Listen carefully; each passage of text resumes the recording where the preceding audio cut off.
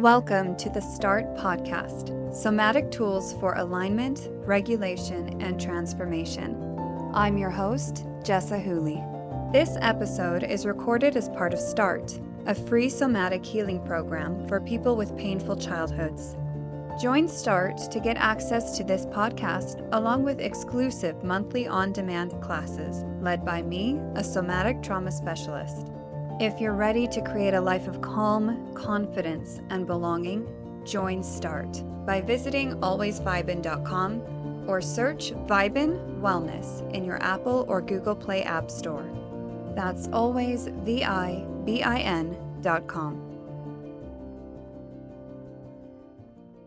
Hello and welcome back to the podcast. Today is our second episode for this month's theme for those who never feel settled. If you haven't listened to last week's episode, I would really strongly encourage you to start there. We went over the theme. I introduced a concept called hypervigilance and explained how it shows up in our lives.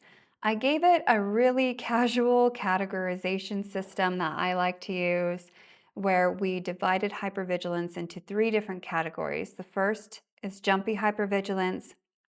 Second is are you mad at me hypervigilance, and the third one is embodied hypervigilance. Today we're going to be working with the are you mad at me hypervigilance, what you can also call relational hypervigilance. But before we get into the content, which today we're going to be discussing how this shows up in your relationships, what kind of foundational beliefs are attributing to this pattern and behavior. And then finally, some really practical ways of working with this so that you can feel more settled in your relationships and let go of that hypervigilant tendency. Before we start though, first, as with all trauma work, this episode is speaking to things that you may have a very tender relationship with, which means it could bring up some difficult sensations. At any time you feel overwhelmed or uneasy, I would invite you to pause and take a break. We heal when our nervous systems and our bodies feel safe to do so. And in order to really soak in all the wisdom, soak in all the lessons, and repattern our behaviors, we bring in that safety by maximizing our comfort while we are learning. Secondly, I'm not a relationship coach. Thankfully, that's not what this episode is about. So I'm not going to be offering tips on how to fix relationships or things like that. While we're working with relational hypervigilance, we're going to be taking it into the perspective of your experience, your internal bodily somatic experience of hypervigilance in your relationships. And finally, as much as I would love to believe that everyone who had a traumatic childhood grew up and just fell into beautiful, loving, stable, predictable relationships, it's just not the case. In fact, statistically, those who grew up with a traumatic childhood are at greater risk of problematic, combative, abusive, dangerous relationships later into adulthood, particularly in their romantic relationships. So, if you are currently in a situation where you are in relationship with someone who's dangerous, the things that we're talking about in this episode are not going to be applied to that relationship. And this is very important. Because if you're living with someone or interacting, maybe a colleague or a friend, if you're consistently interacting with someone that is signaling danger to you, it is an appropriate and healthy and protective response for your body to remain hypervigilant with this person. We talked about this last week. So it would be pushing against your instinct, your nature to protect yourself, to try and undo patterns that are currently keeping you safe.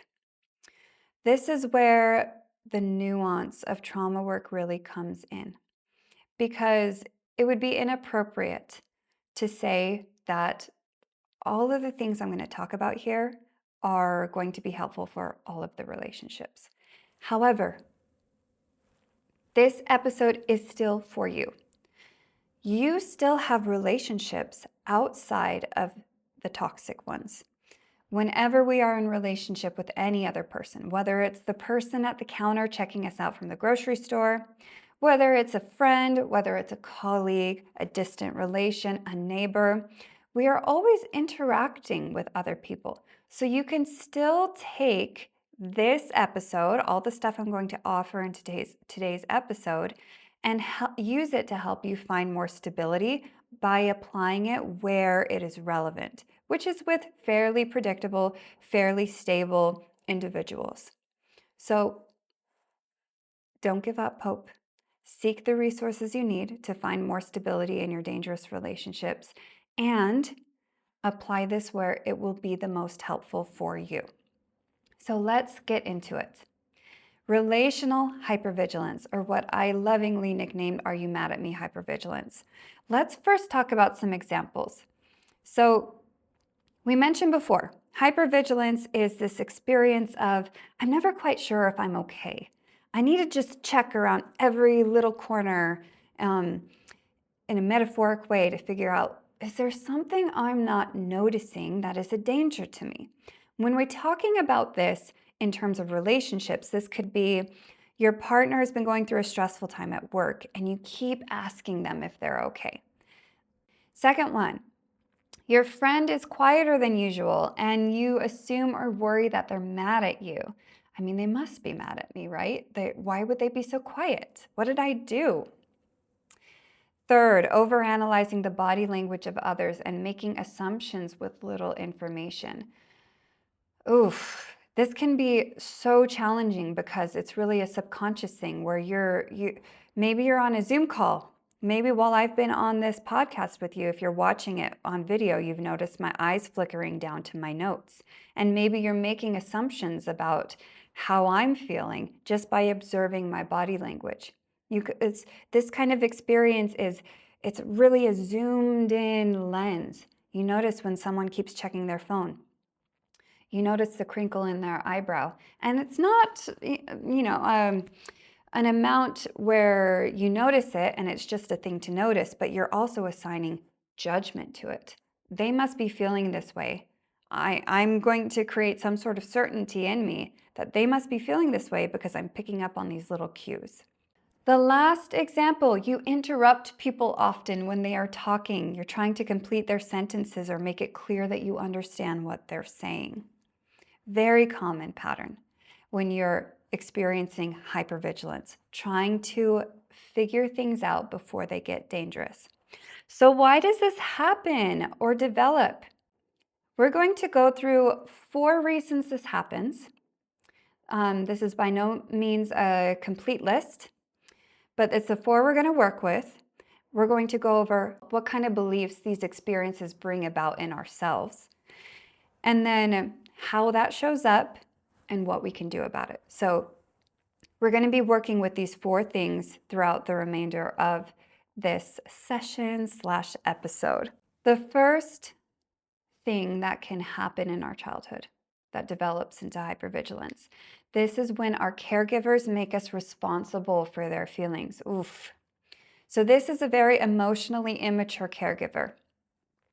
And I use the term caregivers because first, not all of us are raised by our parents. Second, we may have other adults in our life that are also significant attributors to our development. We might have cousins or aunts or uncles, grandparents, neighbors that watch us. We might be brought up with childcare, and we're with teachers a significant amount of time as we're children. So all of these adults in our life, I don't want you to zero too close in on parents, although that is a big one. There are a lot of relationships that we have with adults as children that can really feed into this experience.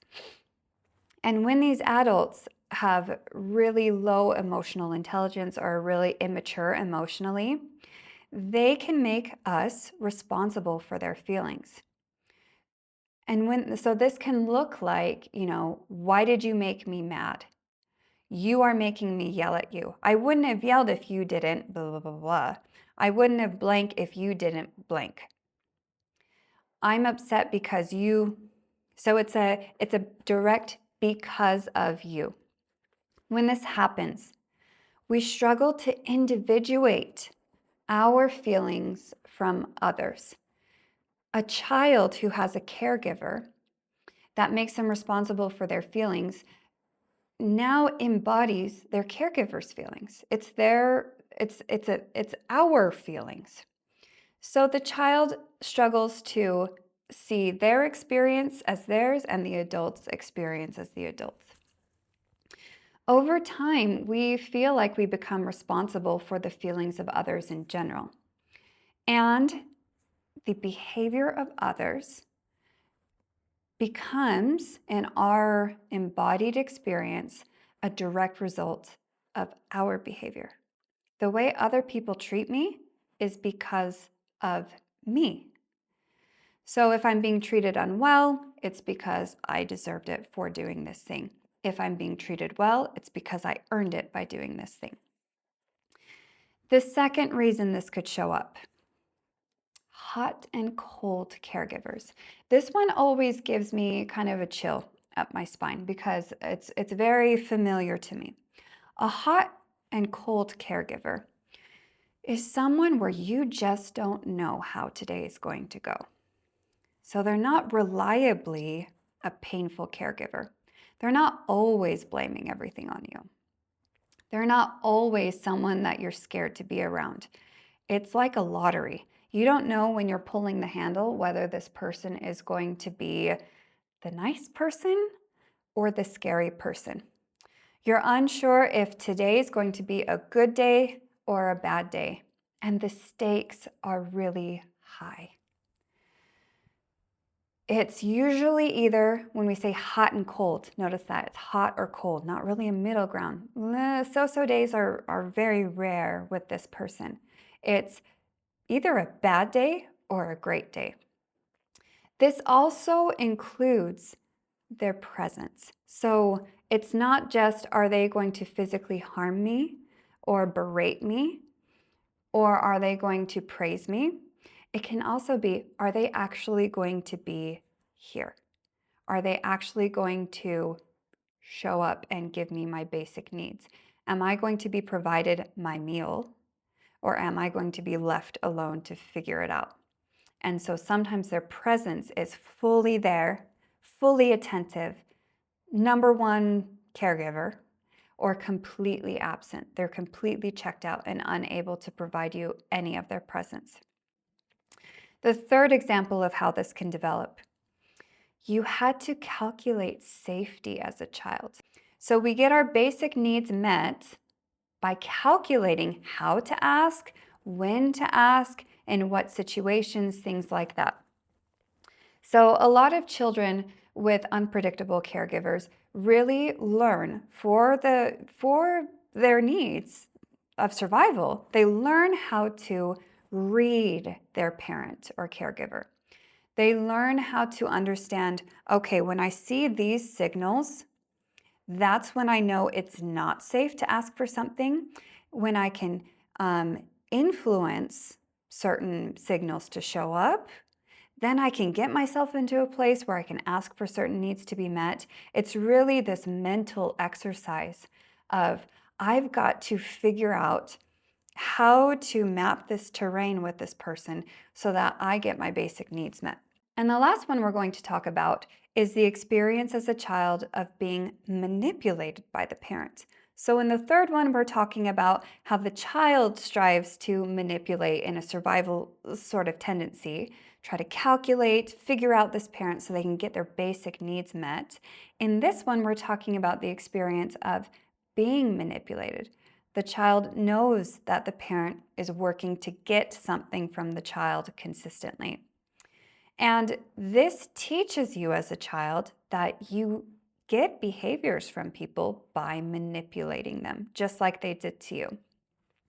And all of these experiences help certain embodied beliefs arise in us that we operate from consistently. So the first one, when a caregiver makes us responsible for their feelings, this results into an embodied belief that How others express their feelings is a result of my actions. How others express their feelings is a result of my actions. The second one, experiencing a hot and cold caregiver, turns into I don't need to fear people's unpredictability if I can see the signs sooner. I don't need to fear unpredictability if I can see the signs sooner. Children that had to consistently calculate their safety developed the belief that the only way to guarantee my safety is if I can calculate the interactions of our relationship. The only way I can guarantee my safety is if I calculate the interactions of our relationship. And then finally, those who were consistently manipulated by their parents or caregivers. I'm capable of making someone act how I need them to. I am capable of making someone else act how I need them to. And all of these show up in embodied patterns of behavior. This is the expression of hypervigilance. Now we've gone from the core of what happened, what belief it turned into, and now it's expressed in hypervigilance in these ways. So the first one, how others express their feelings is a result of my actions. This is expressed in self-blame, shame, guilt, or worry when difficult emotions are expressed by others. It's the experience of always asking, whether it's up here or in here, always asking, what did I do wrong? Are you mad at me? That's where the are you mad at me hypervigilance comes from. Are you mad at me? Are we okay? It's always, what did I do? What did I do? It's that kind of energy, that self-blame of, I must have done something to deserve this. Always worrying. I might have missed something. I might have caused this. What did I do? Did I say the wrong thing? Did they understand what I meant when I say that? So on and so on. The second one, I don't need to fear people's unpredictability if I can see the signs sooner, because remember that hot and cold caregiver, there was no predictability. It's very unsettling.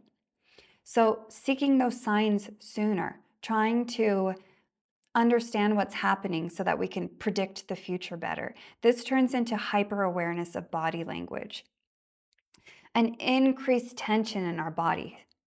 This is, you're unsure how this person is going to react. And even by me saying that, you might feel that. What does it feel like when you're unsure how someone's going to act? I feel my core getting tighter, my shoulders kind of going up. There's a bracing because you really don't know. Is this going to be okay or not okay? I need to be prepared just in case. So in this way of bracing, holding that tension, we're trying to create predictability. Evaluating that body language, we're making meaning from things or extrapolating meaning that isn't really there necessarily. We're making assumptions. We feel edgy, irritable, and have that increased tension because you just don't know. You can hear that, feel that in my voice. The third one, the only way to guarantee my safety is if I can calculate the interactions I'm having with you. Oof. It's mentally exhausting to be here. This kind of hypervigilance shows up as ruminating, panic, over-checking. Is something wrong? Did something happen? Should I follow up? Even though you just talked about it. Going through all of the last 10 interactions you had with this person, just trying to figure out, okay, so this happened, so maybe I need to figure out that. Maybe if I do this, it's that internal conversations with yourself of, I just need to feel like I know where this is going because maybe I can influence how this turns out. There's no faith because that hasn't been an embodied experience for you. There's no softness into believing like, okay, this is going to be okay. You need to make sure it's okay, right? Which is, of course, an impossibility. And when we talk about the sensations of this particular kind of hypervigilance, we're really zeroing in on the gut. This is the twisted, unsettled sensation of, I don't know what's going to happen. It's sometimes churning, nausea, indigestion, IBS, that nervous stomach feeling that you're carrying around with you often. If you notice that you feel like you have that twist in your gut all the time, that could be that experience. And finally, I'm capable of making someone act how I need them to. That's the final underlying belief. That can show up as interruption, over-explaining, people-pleasing, impulsivity. All of this is coming together in the mantra of, I have to do something to turn this ship around. If I interrupt you, I can bring this conversation to a place where we feel really close or you feel really understood. It's not me trying to be a jerk. It's me making sure that we end up in the right place together. That kind of a compassionate viewpoint of this can be really helpful to see that, okay, yeah, some of these behaviors may be annoying as hell to myself and other people, but we can see where they're coming from and why they're here. When I'm people pleasing, I'm just trying to make sure that they show up for me in the way that I need them to, because maybe if I make it easier to like me, then maybe they can be kinder to me and show up with my needs, etc., etc. Impulsivity. Oh my gosh, in this moment, I just realized what this person wants or needs so that they can show up for me. Boom, I'm just going to do it. I'm just going to buy the tickets that they want. I'm just going to book the reservation. I'm just going to show up to the class. I'm not going to think about it. I'm not going to say no. Kind of people pleasing. Even when I was going through those examples, did you see how fast my voice picked up? I was speaking so much quicker, and that's the energy that comes from it. I have to do something quickly to turn this ship around. So now we can get into the meat. What do we do about this? We see the problem, we see where it comes from, we understand the beliefs that bring in these patterns. We know we want to change these behaviors, but we don't know how. Let's get into some practical ways to offer some shifts. The first one, when we go into this belief and we're operating on the belief that our behavior makes other people act a certain way, right?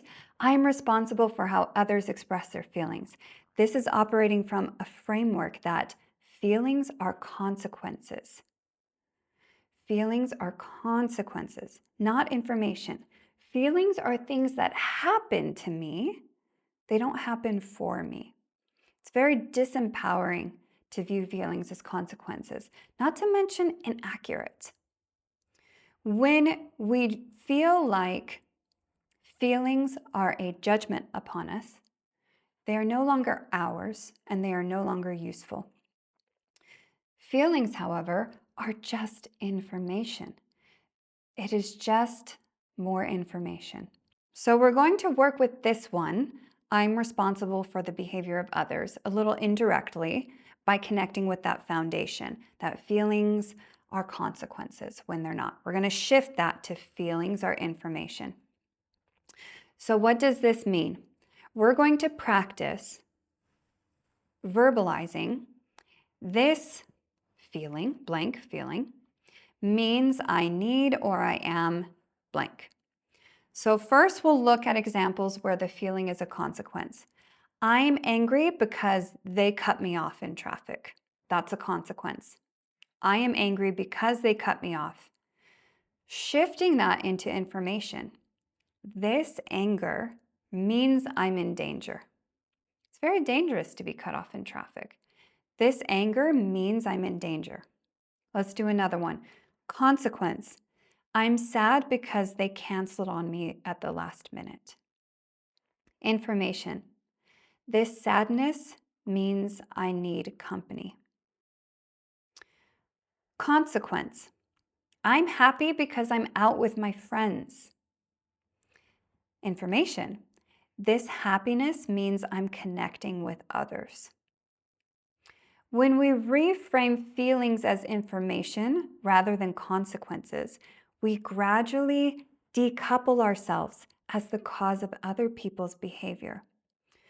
So, this practice, if you feel like you have the capacity, a little bit of space between how you react to things to do this in real time, do it.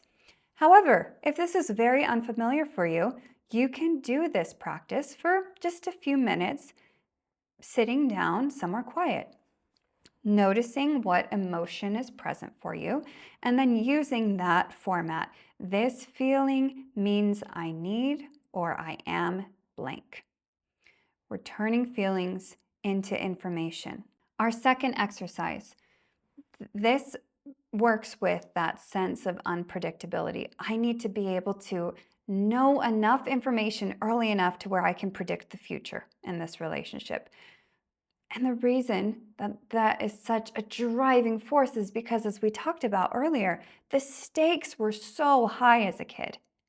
You had so many needs that needed to be met by this caregiver, and they were important. They were epically important. And you just didn't know if they were going to be met, if this person or people were going to show up for you. So instead of trying to get rid of the search for predictability, because predictability is quite important for us, we're actually going to lower the stakes. We're going to practice helping our nervous systems understand that most of our feelings, most of the situations in our life are quite transient. They're not, um, they're not so high stakes. They're not everything's in the pot. Most of our experiences, most of our feelings, meaning most of the feelings and experiences of others as well, the people we're in relationship with, are transient. They come and they go, they ebb and they flow. The stakes aren't all that high. There are times when the stakes are high, but we're talking about the general chronic sense of hypervigilance that we're working to shift. And we'll do this with a technique called tracking sensations.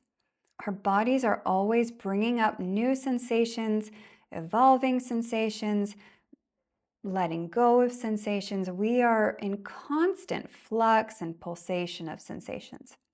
Most of the time, we're fairly unaware of all the sensations that are changing, unless the sensations are big, unless the stakes are high. We are training with this exercise to come in contact with sensation and experience while the stakes are low, making the drive for predictability less severe so that we can settle out of that hypervigilance. So we'll start this by finding any position. You don't need to be seated, your eyes don't need to be closed. It can be any position. And noticing a sensation in your body. The first version of this exercise, we're going to introduce a change. So let's say that you notice your hands are cold. You may choose to bring them together and notice how now they are warmer. You see, maybe my back feels tired. I'm going to change my posture and notice how now my back feels strong. My feet feel light. I'm going to stomp on the ground. Now they feel heavy. So we're watching the shift of sensations, but we're influencing it as well. Once you've played with that, you may want to try doing what's more commonly known as sitting with sensations. So perhaps you feel steady enough to observe a sensation and just watch it. That's the tracking. Watch it as it evolves on its own, because no sensation actually sticks around all that long. Just by giving it your attention, that sensation is going to change in some way. It may get bigger, make it smaller, might expand or contract. It can move. Practicing this just for a few minutes to start. I'd only start with about 5 minutes if this is a brand new skill for you. You begin to see how transient your experiences are, how much of your experience is a low stakes game. So the search for predictability doesn't need to feel like life and death. This last exercise is going to bring both of those remaining beliefs together. We had I need to calculate everything in our interactions to be safe, and I can make people act a certain way. For this one, we're working with the energy of this. This calculating energy is forward moving. It is you projecting into the future. That's what calculating's for. I'm mapping a route there. I am moving ahead. I am not here, which is survival energy. When you are running from a threat, you run forward. When you are fighting, you strike forward. All of our survival and protection mechanisms happen forward. When we bring our attention to our back body, when we lean back and settle back, that survival energy is kind of pulled in, it's tamed a bit. This exercise, I would like you to lay down when you practice it, if that's possible, and keeping your eyes open so that you stay aware of what's going on around you. And really, it is an exercise of grounding, bringing your awareness to the back of your body. Back body awareness is safety awareness. When we lean back, it's because we feel safe to do so. There's nothing compelling us forward. So while you're laying there, connecting with the parts of your body that feel like they're touching the ground, bringing all of that energy down and back in a stable foundational place. If laying down doesn't work for you, you can sit up and sit against a wall and do the same exercise. All three of these exercises, reframing feelings as information, observing our sensations and how they change, and back body awareness, all three of these are going to be ongoing practices. Nothing in somatic healing is a quick fix because this was never a quick problem. This developed for you over probably decades. And your nervous system has been programmed to use these behaviors, these patterns to keep you safe. It requires training to reprogram itself into keeping you safe in your current situation, which hopefully isn't as threatening. And in many relationships, it certainly isn't as threatening, even if there are some existing relationships that are. We want to give your nervous system places to settle. Remember, the theme is for those who never feel settled. Everyone has places in their life where they should be able to reconnect with that settling in their bodies, with that grounding, with that safety. An inability to do so is what makes us sick, what makes us anxious, what makes life very, very difficult. You likely developed these patterns in a time when they were very useful for you and very helpful for you. So it's going to take time and consistency to gently and compassionately allow them to shift. I hope you enjoyed this episode. I hope it gave you some real tangible things to go forward and try in your own life. Please reach out to me on Instagram at Vibin Wellness if you have any questions or if you feel like this episode was particularly helpful for you, and I will see you next time. Thanks for listening. To get the most from this podcast episode, visit alwaysvibin.com to join the free START program, or search Vibin Wellness in your Apple or Google Play App Store. The information in this episode is not intended to diagnose or treat any condition. Please contact your mental health practitioner or a medical doctor for advice specific to your needs.